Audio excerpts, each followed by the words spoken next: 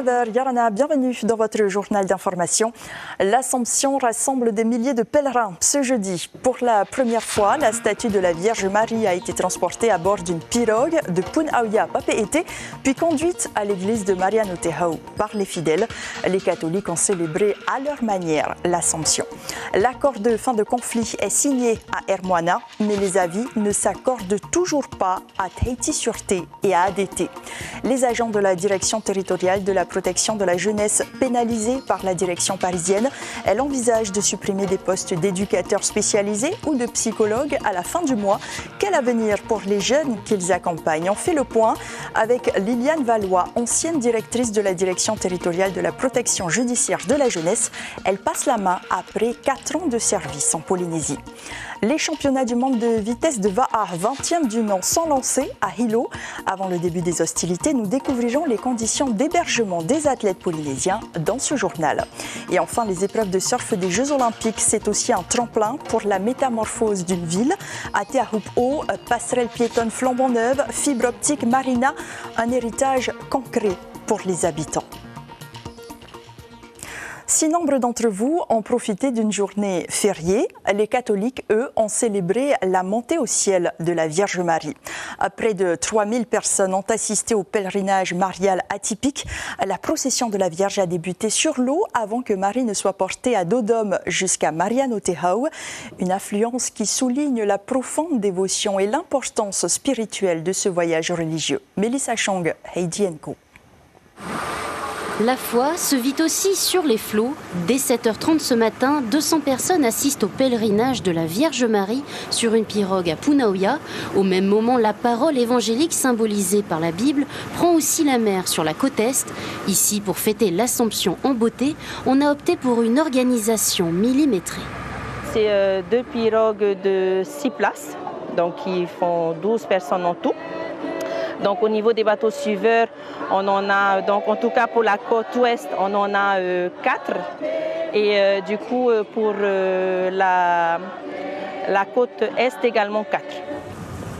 Les pirogues font un premier arrêt dans la commune de Fa'a pour l'une et au Motu Darué pour l'autre.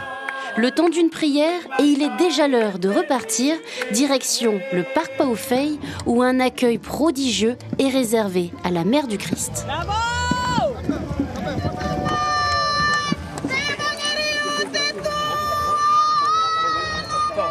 Toutes les paroisses de l'île de Tahiti ont souhaité se joindre à cette marche solennelle menant à l'église Mariano Tehau. C'est important de participer à cette marche. Ah oui, aujourd'hui, notre mère du ciel va entrer dans la gloire de Dieu. Ah oui, c'est un immense plaisir de participer. On est venu avec notre équipe de catéchistes, le personnel, donc c'était important aujourd'hui. C'est la fête de Maman Marie. Et c'est une fierté pour nous, en tant que catholiques, pratiquantes aussi, à la foi. Et je remercie beaucoup le Seigneur, Maman Marie. Une fois à l'église, le traditionnel culte de l'Assomption peut commencer devant près de 3000 paroissiens. Aujourd'hui, ce qui est important, c'est de voir qu'en Marie, qui est de notre chair, qui est de notre humanité, en Marie en laquelle est résumée toute l'espérance d'Israël, qui porte le Seigneur, est allée de par cette foi qui l'unissait à son Fils, comme le dit l'Écriture, bienheureuse celle qui a cru en la parole de Dieu, partage déjà sa gloire. C'est ça la fête de l'Assomption. Cette journée chrétienne célèbre aussi les 190 ans de la première messe à Rikitea, dans l'archipel des Gambiers. Sur le front social, la situation continue d'évoluer, mais plus lentement du côté de la société aéroport de Tahiti et Tahiti-Sûreté. Si les négociations avancent, la grève est toujours effective dans les 2 entreprises. En revanche, la compagnie Ermoana échappe elle aussi aux turbulences. Le point avec Lucille Guichet et Patrick Sing-Sing. C'était la dernière compagnie aérienne sous le coup d'un préavis. Après Air Tahiti et ATN, la grève sera également évitée à Ermoana. Un protocole a été signé cet après-midi sans aucune difficulté. Ça suit un peu la logique, la même logique avec nos confrères d'Air Tahiti et d'Air Tahiti Nui. Tout ce mouvement social, on a été très surpris. Et on était contents, nous, d'avoir aussi de notre côté nos délégués syndicaux qui nous ont affirmé ne pas aller dans le sens d'une grève. Donc nous allons poursuivre notre activité et reprendre, j'avais dit dès demain, un train de vie normal. Du côté des 2 sociétés de sûreté aéroportuaire, en grève depuis le 30 juillet, syndicats et direction se sont rencontrés aujourd'hui. Les discussions ont bien avancé et devraient déboucher sur un protocole d'accord d'ici demain. Il n'y a pas de point d'achoppement, c'est juste une relecture et une compréhension des points à la lecture de façon à ce que ce soit clair pour tout le monde. Et c'est tout. Il n'y a pas de point d'achoppement aujourd'hui. Aucune rencontre n'a eu lieu en revanche du côté d'ADT aujourd'hui. Après 25 jours de grève, le conflit s'enlise. Pour l'heure, syndicats et direction ne parviennent toujours pas à s'entendre sur un accord. En Nouvelle-Calédonie, une nouvelle flambée de violence sur la côte est du territoire a fait une 11e victime lors d'un tir de gendarmes en plein affrontement entre émeutiers et forces de l'ordre. Une situation toujours dans l'impasse après 3 mois de troubles. 3 enquêtes distinctes ont été ouvertes pour faire la lumière sur ce décès. Pour l'une d'elles, le parquet a saisi l'inspection générale de la gendarmerie nationale de l'enquête sur les conditions de l'usage des armes par les gendarmes mobiles. Et à cause de ce climat anxiogène, ils sont nombreux à quitter le Caillou pour une meilleure vie ailleurs, laissant derrière eux leurs biens immobiliers. Pour les vendre en pleine crise, les agences testent un concept plutôt répandu chez les anglo-saxons, une vente aux enchères privées. Caroline Antich-Martin et Claude Lindor de Nouvelle-Calédonie la première. Allez, on y va. C'est une première sur le territoire, la vente aux enchères privées de biens immobiliers. Le concept vient d'être lancé par une grande agence de la place sur 4 logements, dont 7 appartements de 45 mètres carrés à Magenta. Merci d'entrer. C'est un F2 qui est en mise à prix à 11 millions, avec vue mer, dans une résidence sécurisée. Et donc du coup, c'est vraiment nos prix d'appel, mais on a aussi fait différents types de produits à différents types de budgets. Un mode de vente en réponse à la crise. Depuis le 13 mai, les transactions immobilières se sont effondrées, passant de 250 par mois en moyenne à une vingtaine actuellement. C'est vrai qu'aujourd'hui, les ventes traditionnelles sont beaucoup plus complexes et incertaines. Donc on a décidé de proposer à nos clients d'innover, de s'adapter au marché en proposant ce nouveau concept. Alors pour les propriétaires, ça leur permettra d'avoir plus de visibilité, une attractivité plus accrue et surtout une vente plus rapide. Et pour les acheteurs, on a un système de totalement transparence au niveau des prix de vente, mais surtout pour eux la possibilité d'acquérir un bien à prix très compétitif. Les mises à prix vont d'une dizaine de millions pour ce F2 à Magenta à 45 millions pour ce F3 à Wemo, des estimations en adéquation avec la situation du pays. Oui, les prix baissent, mais c'est pour ça que la solution de la vente aux enchères, ça permet de recaler tout de suite les prix au niveau du marché actuel et de permettre de créer des opportunités. Les acheteurs potentiels ont 15 jours pour visiter le bien et déposer une offre sous pli cacheté dans une urne au siège de l'agence. Sur place, le couvre-feu est prolongé jusqu'au 26 août et la vente d'alcool sera autorisée sous condition à partir de lundi. Depuis 2006, elle vient en aide aux jeunes délinquants âgés de 10 à 21 ans. Je vous parle de la Direction territoriale de la protection judiciaire de la jeunesse. Sa désormais ex-directrice cède sa place après 4 années à la tête de ce service qui a pour cœur de mission l'action éducative pour les mineurs dans le cadre judiciaire. On en parle avec vous, Liliane Valois-Yorana. Yorana. Merci d'être sur Polynésie la première. Alors avant de faire le bilan de vos missions au sein de la DTPJJ, un mot sur le plan social décidé par la direction nationale. La Polynésie n'échappera pas aux suppressions de postes. 5 éducateurs en CDD ne devraient pas être renouvelés. Selon les délégués syndicaux locaux, et une unité spécialisée dans la réinsertion des mineurs délinquants pourrait fermer. Est-ce que ce n'est pas contradictoire avec les discours politiques ? Alors, je ne vais pas pouvoir me prononcer sur cette question-là. La directrice nationale de la PJJ s'exprimera très très certainement. Vous l'avez noté, c'est effectivement une annonce de restriction qui est nationale. On ne sait pas encore comment elle impactera la Polynésie et il est normal que les organisations syndicales s'inquiètent et manifestent leur inquiétude. C'est leur travail. Donc, il est totalement normal qu'ils s'inquiètent. Les chiffres que vous avez donnés, je ne peux pas du tout les corroborer étant donné que je pense que ce n'est pas encore décidé. Voilà, et j'espère effectivement que l'impact sera le moins lourd possible en Polynésie. Et le nombre d'agents, au regard du nombre d'agents qui a évolué ces dernières années, est-ce qu'on peut estimer qu'il y a un réel besoin en Polynésie? Bien sûr qu'il y a un besoin en Polynésie. Donc, dans le cadre du bilan que je me proposais de faire ce soir, eh bien justement, je suis là pour expliquer que l'État, le ministère de la Justice, a très largement investi la politique publique de la PJJ en Polynésie. On est passé de 2020 à aujourd'hui d'à peu près 27 agents à plus de 50 agents, d'un seul dispositif existant qui était le milieu ouvert à 5 dispositifs aujourd'hui, dont le dispositif d'insertion que vous évoquiez. Donc on avait uniquement une mission de milieu ouvert, ce qu'on appelle du milieu ouvert, avec des éducateurs, des assistants sociaux, des psychologues qui travaillent plutôt en heure de bureau et qui interviennent auprès des jeunes là où ils habitent, qu'ils habitent chez eux, dans une famille auprès de laquelle ils ont été confiés, dans une structure. Et donc cette mission de milieu ouvert qui était la seule méritait d'être agrémentée, en tout cas accompagnée d'autres missions, alors comme l'hébergement diversifié. Bernard Lenoir, qui est intervenu un peu plus tôt dans le journal en tahitien, est un éducateur de cette unité-là, où depuis 2020, et pour la première fois en Polynésie, des éducateurs se sont spécialisés dans cet accompagnement des familles d'accueil et offrent un accompagnement de grande qualité, ce qui permet d'avoir des familles d'accueil qui ne se sentent pas seules face à la prise en charge de jeunes, avec l'envie de les aider, mais tout en étant accompagnés par des professionnels qualifiés. Une unité aussi effectivement d'insertion, puisqu'on a remarqué qu'on a fait une analyse qualitative de notre public. On a fait une grosse analyse en 2020, une autre en 2022, pour savoir qui étaient ces jeunes. Donc qui sont ces jeunes et de quoi ils ont besoin. Et l'oisiveté, l'absence de scolarité fait partie des grandes difficultés de ce public. On a à peu près entre 40 et 50% de nos jeunes qui sont inactifs. Évidemment, ça amène les jeunes à recommettre des actes de délinquance. Donc cet accompagnement en insertion est nécessaire. Par rapport à l'Hexagone, est-ce qu'on est en dessous de la norme ou on est encore très loin? On est en fait, le nombre de jeunes inactifs en Polynésie représente, comme je le dis, 40 à 50%.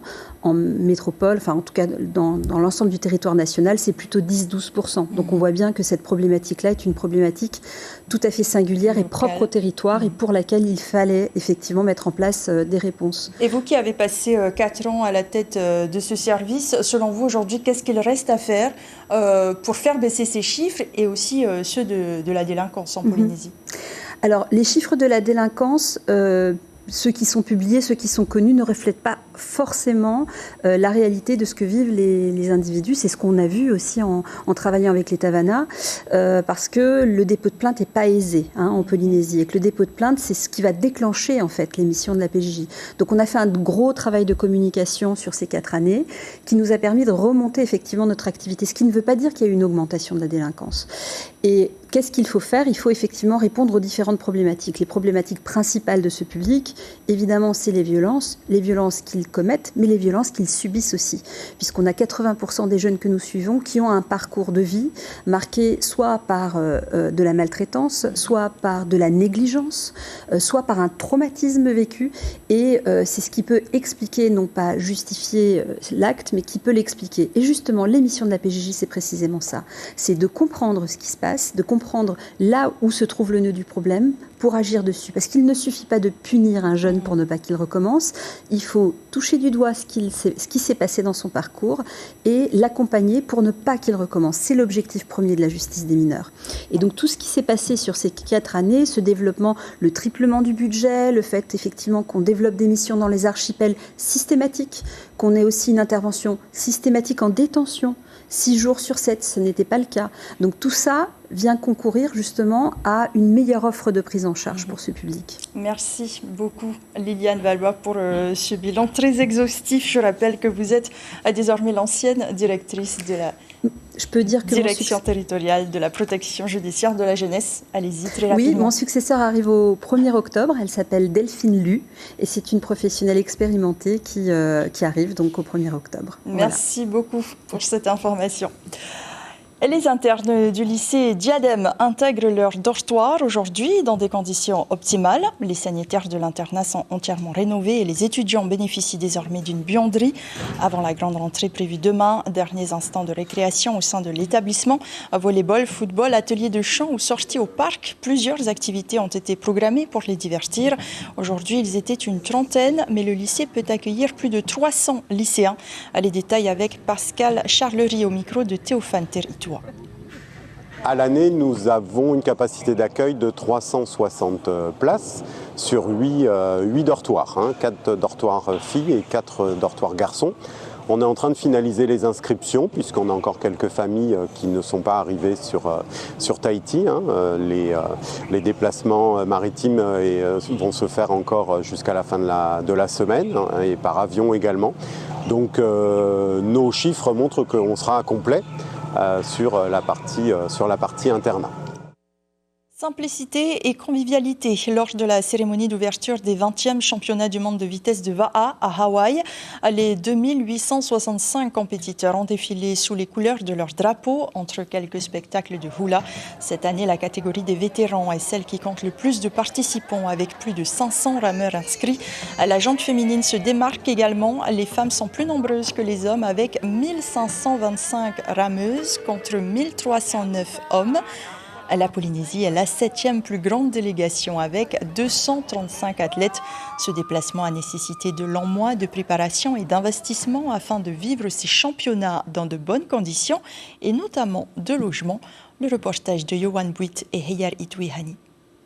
C'est dans cet hostel ou auberge de jeunesse en plein centre-ville de Hilo que la sélection de Tahiti, composée d'une 50aine d'athlètes et staff, a choisi son quartier général.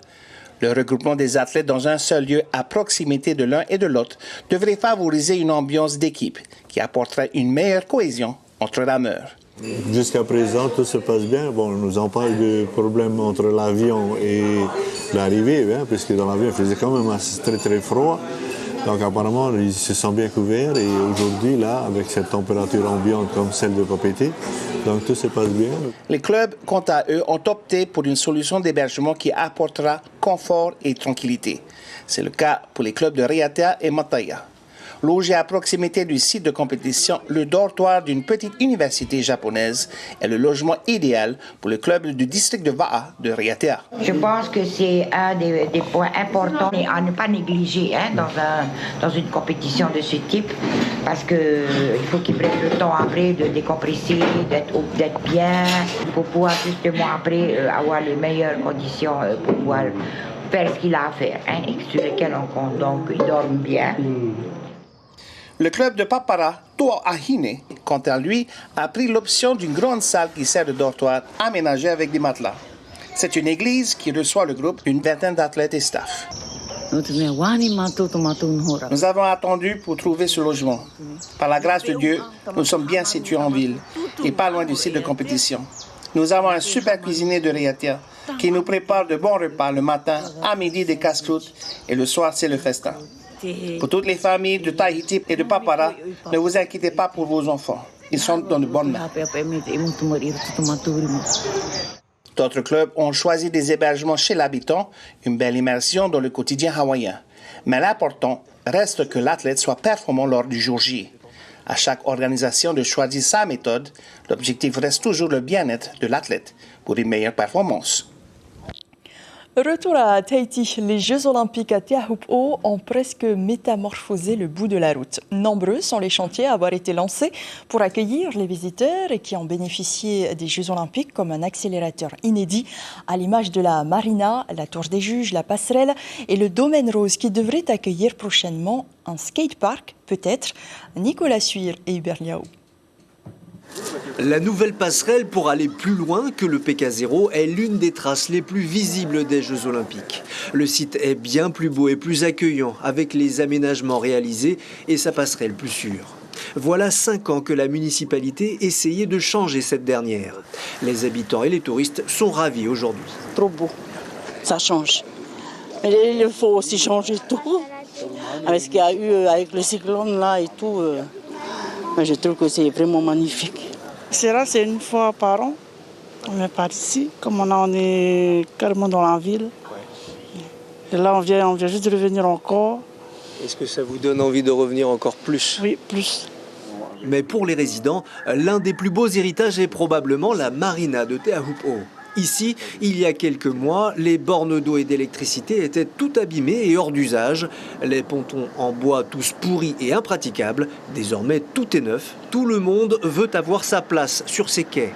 Là, il est trop court. Normalement, il doit rester 40-50 mètres encore à faire. Et c'est ce que nous avons demandé donc, au gouvernement, à l'équipement, aux chargés de projet et aussi à notre président d'essayer de voir, donc après le JO, de voter un budget pour pouvoir continuer le prolongement de ce ponton. La tour des juges devrait être retirée du lagon d'ici 3 semaines jusqu'à la prochaine compétition. Tous les chapiteaux seront enlevés, y compris sur le domaine rose, à la différence qu'ici, le gouvernement a lancé un appel à projet. La municipalité y a répondu. Si c'est possible, donc de nous installer donc une usine de transformation, puisque ici dans la zone c'est une zone agricole et qu'on puisse voir quels sont les produits qu'on puisse transformer, et non seulement pour ici à Te Ahupo'o, donc dans d'autres communes aussi. Tous ces aménagements n'auraient pas pu être réalisés aussi rapidement sans la participation financière des JO.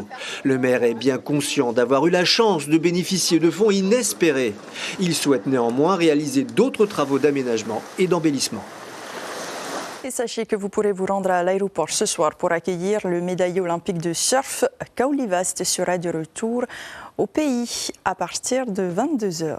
La statue de la Vierge Marie a navigué entre Punaauia et Papeete pour la première fois. C'est la principale information de ce jeudi 15 août.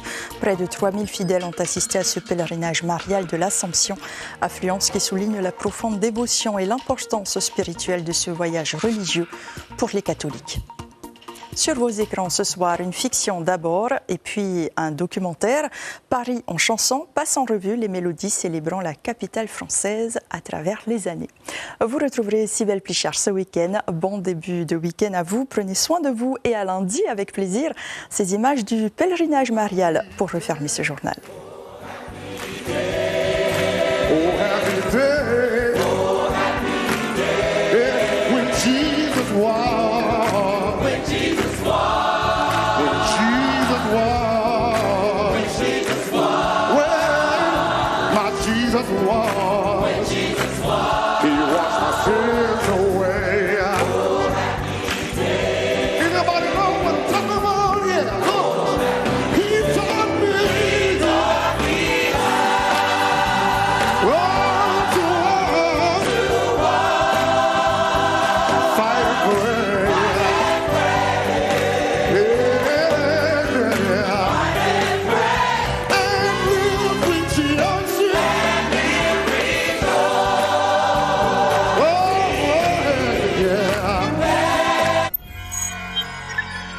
Retrouvez ce programme en replay sur notre site internet